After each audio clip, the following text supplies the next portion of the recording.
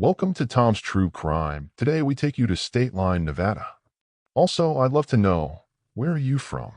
57-year-old Michelle Nicstein worked as a runner in a casino, and by all accounts lived a peaceful and quiet life, keeping to herself and just enjoying being at home with her two dogs, Ginger and Spice. Lake Tahoe, located on the border between Nevada and California, is a stunning alpine destination renowned for its crystal-clear waters, breathtaking mountain views, and vibrant outdoor activities. On the Nevada side, the town of Stateline offers a lively hub with a bustling casino scene and entertainment options. The surrounding area is a paradise for nature lovers, offering an abundance of hiking trails, camping spots, and access to the picturesque shores of Lake Tahoe. In winter, the region transforms into a world-class ski destination, while during the warmer months, visitors enjoy boating, fishing, and exploring the numerous parks and forests that encircle the lake. With its perfect blend of outdoor adventure and vibrant city life, great shops, restaurants, and a big sense of community spirit. Michelle was from a big and close family. She had a son called Scott, who she never went a day without talking to, 5 grandchildren, lots of brothers and sisters, and 8 nieces and nephews. Michelle was an animal lover, especially dogs, and as well as Ginger and Spice, she would donate to rescue centers and charities, and would often look after other dogs before they found permanent homes. Her boss and former roommate Christine said Michelle was probably the sweetest, kindest, and most gentle person. She said she was softly spoken, with a beautiful spirit and a welcoming smile, happy to help anyone and always someone people could turn to. Her son Scott said this could sometimes be a double-edged sword, and she could be too trusting of people, never seeing the bad in anyone, even when they gave her a reason to question them.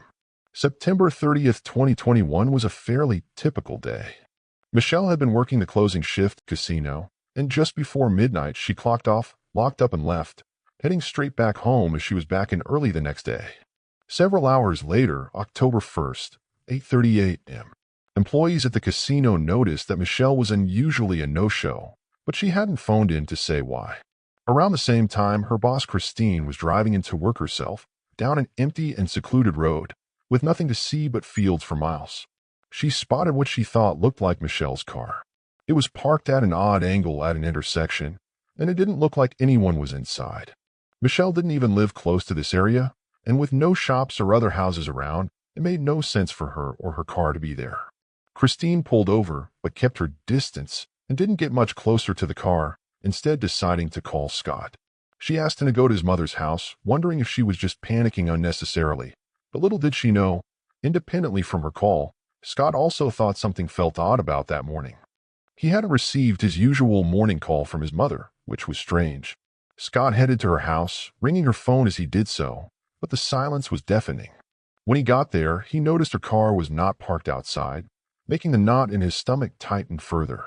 He let himself in and was alarmed to find her 2 dogs Ginger and Spice unattended, with no signs of being fed, which he knew his mother would never let happen. A look around her house turned up nothing. Her bed was neatly made, there was no indication that breakfast had been eaten that morning, and everything just felt eerily quiet. Whereas it was possible Michelle had made the bed and washed everything up before leaving, it felt more like she hadn't actually made it home from the previous night. He called Christine back, and they both agreed to go and check out the car together. Scott confirmed right away that it was his mother's 2009 Chevrolet Impala.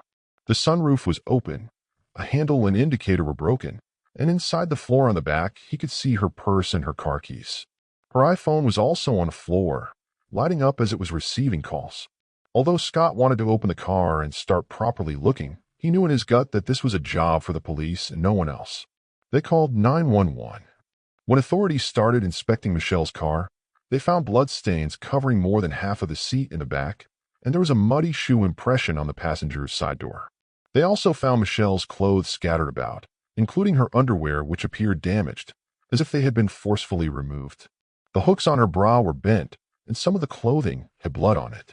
It was all pointing towards a violent and troubling scene having taken place. Michelle Nicstein was now a missing person.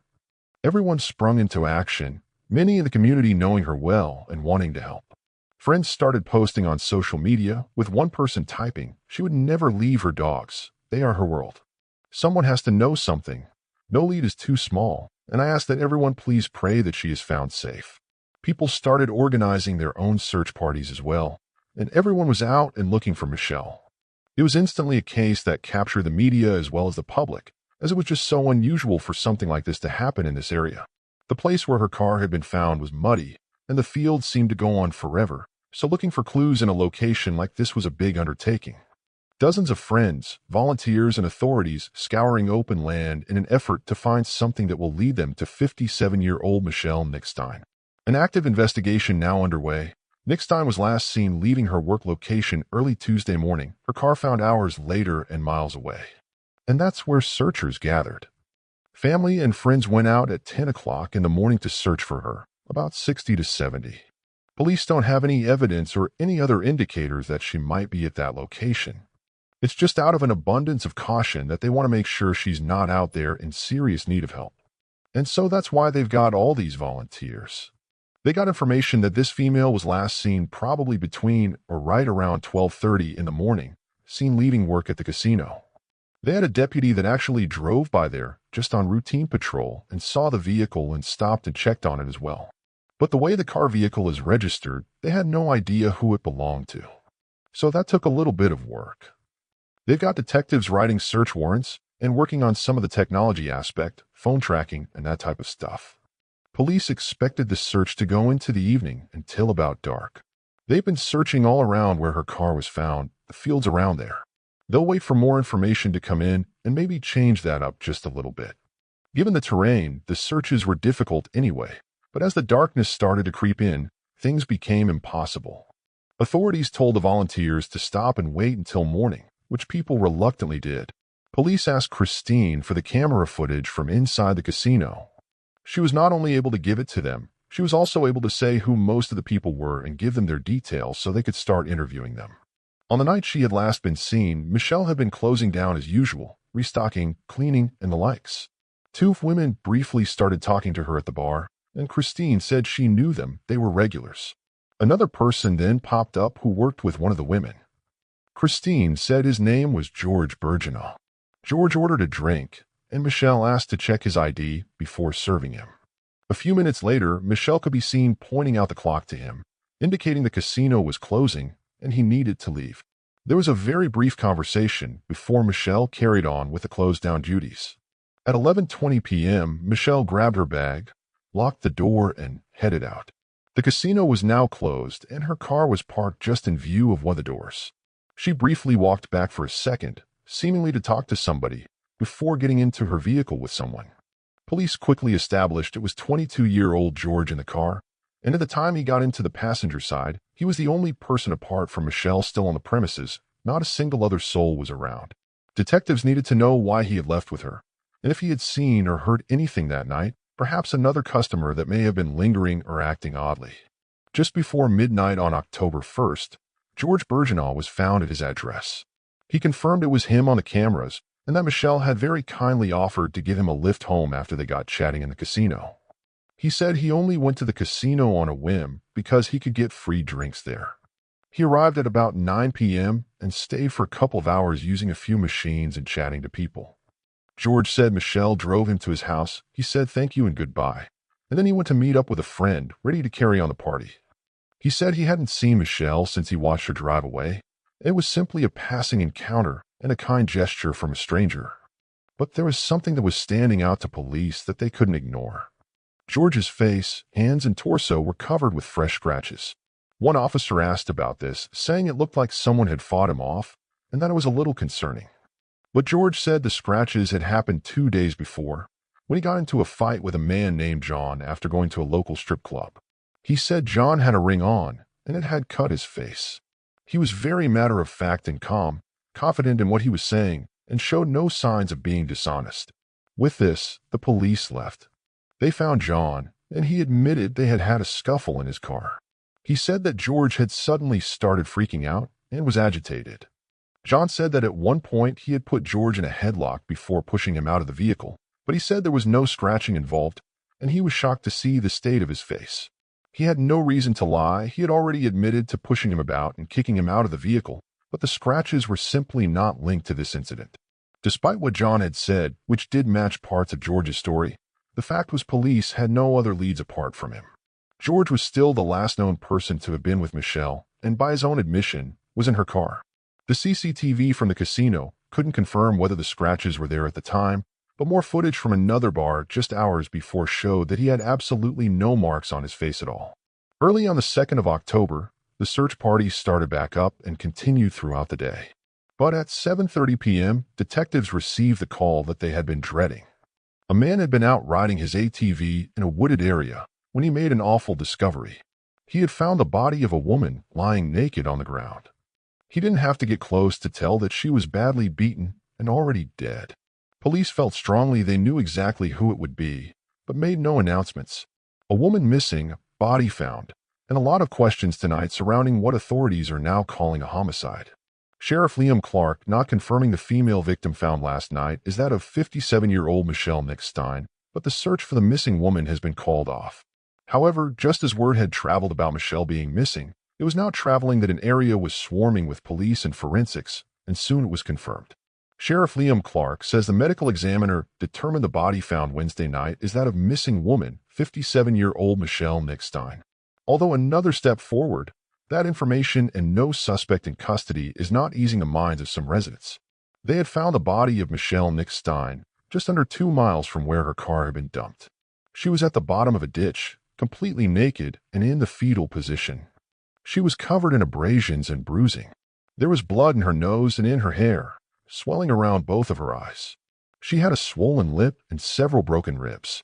Her cause of death was later confirmed as strangulation, but the examiner noted she had also suffered blunt force trauma to the face.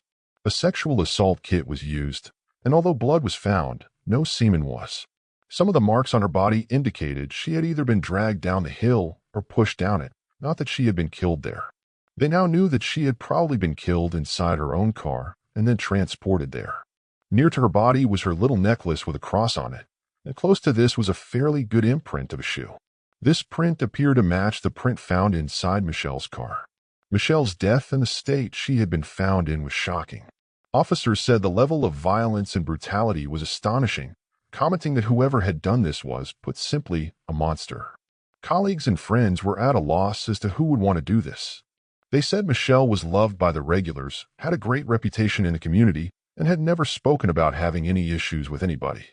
Police did get a couple more potential leads when it came to light that she had been involved in some abusive and controlling relationships in the past, and maybe these men needed to be looked into.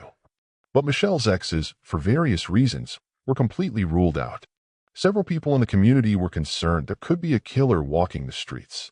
Sheriff Liam Clarowickz tells them if detectives had enough evidence, they would have someone in custody.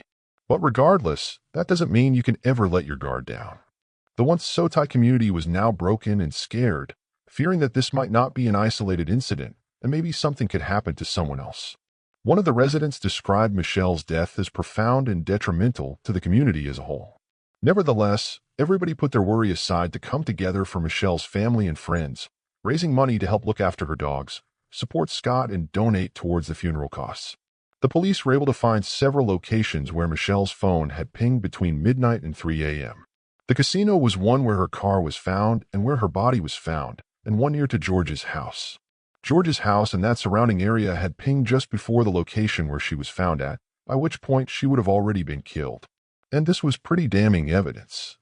More interesting still, while he was in the other bar in the hours before he was at the casino, he spent the evening pressuring random women to drive him home, including the lady working behind the bar. She refused several times and said she felt very uncomfortable with his harassing behavior. On October 4th, detectives executed a search warrant at George's residence. They collected the clothes he was seen wearing that night, some of which looked like they had been bleached as well as freshly washed. This stood out immediately as his room was full of dirty laundry. They also found a pair of soaking wet Nike shoes that had also just been washed. The tread of the shoes matched the print that was found inside Michelle's car and near to her body. Detectives started going through George's phone, and it turned out that just a couple of hours after Michelle had been killed, he made some interesting searches online. How long do investigations last? How long do FBI investigations last? Is there a limit to how many years they can investigate someone? He went to the police station and gave the authorities a DNA sample, and then after this, he changed his story. He said that he and Michelle had spent some time talking in the car, and they were getting on well. They then smoked some cigarettes and ended up having sex near his home, but he swore he hadn't seen her after that. Officers still didn't have enough to hold him, so he was allowed to go home. Everything was processed quickly, and before long, they had everything they needed. George's DNA was a match to the DNA found on Michelle's body and under her fingernails. George was called back in, where he would change his story again. He was now claiming that he and Michelle had actually been in a relationship for over a year, and they were just keeping it a secret, and that was why he had lied so much. She always wanted to keep it quiet, but at the same time, I don't know how to explain it, but she always told me to keep it quiet. Like nobody needs to know about this, he said. But detectives went back over a year on both of their phones, and there was no evidence to suggest they had ever even talked before. This was corroborated by the casino cameras that showed Michelle asking for his ID and only talking to him to tell him they were closing. Their phones had never made contact or been in the same locations until that night.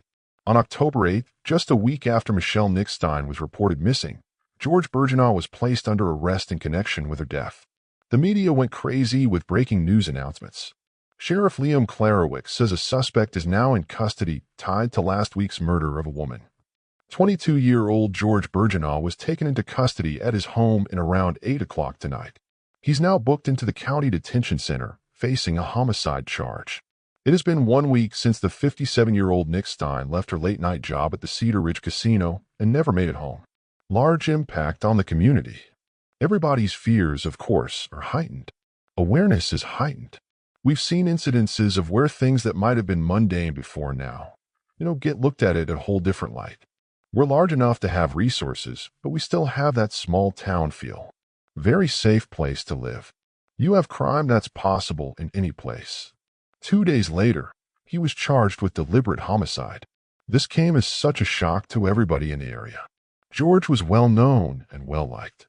He always seemed polite, friendly, and quite quiet. His friends said he was down to earth and genuine, and this had left them blindsided. The police's theory was this. Given all the CCTV that seemed to show Michelle getting into the car with him willingly and not under duress, indicated that Michelle had offered to give him a lift home, as he had originally said, likely feeling sorry for him given how late it was. Once near his house, George had attempted to initiate something sexual, and Michelle refused. A struggle then broke out and he viciously attacked, sexually assaulted, and eventually strangled her. And the reason he was leading with the claim the pair had had consensual sex was because he knew the second his DNA was taken, they would make the link, so decided to change the narrative.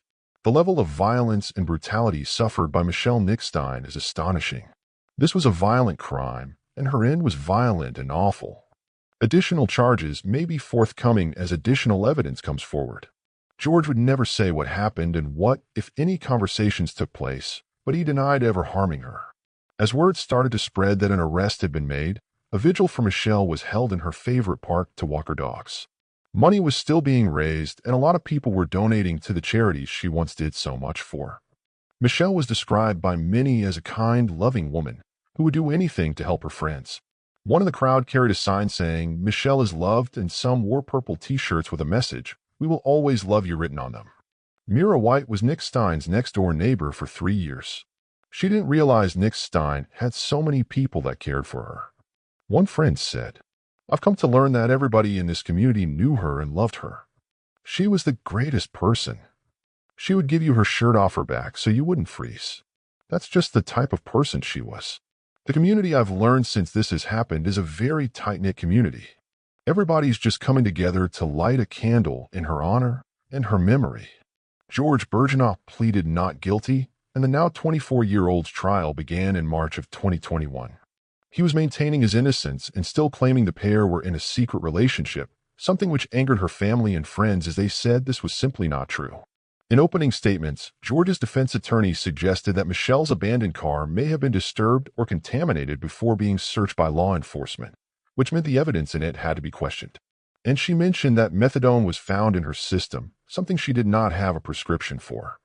They put forward this to suggest if she was using methadone and not telling anyone, she could easily have been hiding a relationship with George. A theory the prosecution found ridiculous and nonsensical. The prosecution had a strong case and asked for DNA and forensic experts to testify. The jury walked through the crime scene and brutal murder of 57-year-old Michelle Nicstein, with dozens of photos and testimony tying the 24-year-old man to her death. County Sheriff Liam Clarowick's detectives collected evidence from Nicstein's car, including the leather from the back seat, along with fingernail clippings that came from Nicstein's body. DNA supervisor for the crime lab, Todd Jones, ran the DNA tests and found traces of Bergenau's DNA inside Nicstein's fingernail clippings. Bergenau's attorneys tried to poke holes in the DNA evidence by questioning the crime lab's peer review process. The defense noted that the peer review given to the crime lab's reports doesn't rerun the tests. Rather, the peer review is only a second look of the report done by other crime lab staff. County Sheriff Liam Clarowick's office Detective Matt Thomas utilized Verizon Wireless RTT data to determine where Nicstein's phone was on the night of October 1st. RTT stands for Range to Tower, which is what Verizon uses to connect cell towers with cell phones and determine their location. Thomas was also able to pinpoint where Nicstein's car was found and the general area where her body was located. Cell phone geolocation analysis expert Mark Brown also took the stand, concluding similar findings. He created a video representation using Google Earth to also show where Nicstein's phone was the morning of October 1st. The data that was collected from Bergenau's phone did not offer any useful information for detectives. Thomas suspects that Bergenau's cell service had been turned off prior to being picked up by Michelle Nicstein. A list of Nicstein's phone records were obtained, determining that from a year prior to Nicstein's murder, Nicstein and Bergenau had no contact via messaging or phone calls. A side-by-side picture of Bergenau's scratches next to Nicstein's beaten body is shown to the jury. The image is horrific. Tiny Michelle did not stand a chance that night. They said the DNA found in Michelle's car on her clothes and under her fingernails had a 1 in 60 octillion chance of matching someone other than George. An octillion is 1 followed by 27 zeros. They also confirmed that the trousers found in his home had been bleached just a few hours after Michelle had died. They presented the phone data, which also gave a clear timeline of when George was at the center. After several days, both sides rested their cases, and just 2 hours into their deliberations, the jury returned their verdict. George Bergenau was found guilty. Before he was sentenced, he asked to take the stand himself. Things then took a sharp turn that nobody was expecting. The man who had been denying anything violent had happened for well over a year sat down and said, "I did it. I killed Michelle." The room was stunned. The judge said he had never seen this happen in his 4 decades in a courtroom. That date, George Bergenau was sentenced to life in prison with a minimum of 35 years to serve before he could be considered for parole. There is no indication whether or not he has made plans to appeal. Michelle Nicstein's case deeply affected many people, those that knew her well and those that had never met her before. The community felt a collective sense of loss, and one resident said it really changed a lot about the closeness and safeness everybody had always felt. They had all lost a really special person. Christine said of Michelle, "There's nothing she wouldn't do for anybody, even if it caused a hardship on her. She was just a very tender, loving soul. No matter what anybody did, she saw the good in everybody." If you'd like to support our channel and help us to continue to make content, please don't forget to like, comment, share, and subscribe. It helps us so much, and we really appreciate it. Until next time, stay safe.